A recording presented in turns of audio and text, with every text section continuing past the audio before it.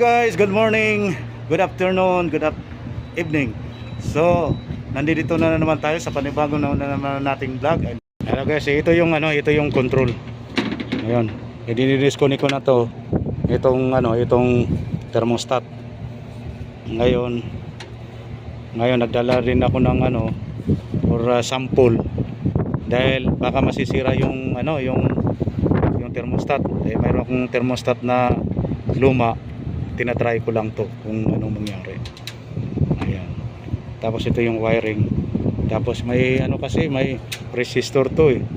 Ayun, tinanggal ko na rin. Baka yan ang salarin eh. At saka itong wire na to, may mga biyak-biyak. Inano ko na rin to, pinutol ko. So,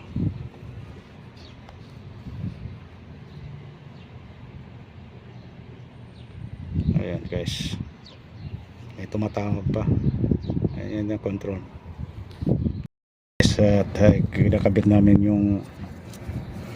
yung wiring sa thermostat. Ayan ang wire. Ito.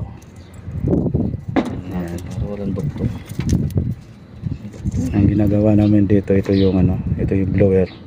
Ito naman yung R, yung linya niya. Ito naman yung puti. Nilagyan na namin ng itong puti, yun ang common namin. Dahil ang thermostat, iba yung thermostat eh. Wala siyang common, diretso na yung common dito. Ngayon naglagay kan dahil itong thermostat may common eh. Ayun, susubukan muna na natin to bago natin ikakabit yung original. Okay.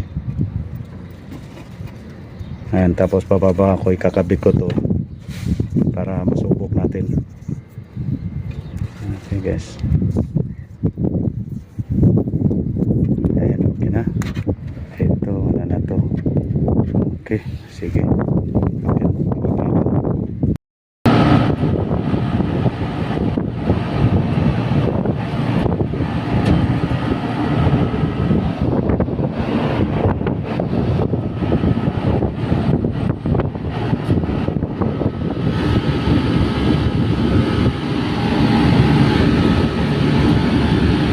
Oh, malamig.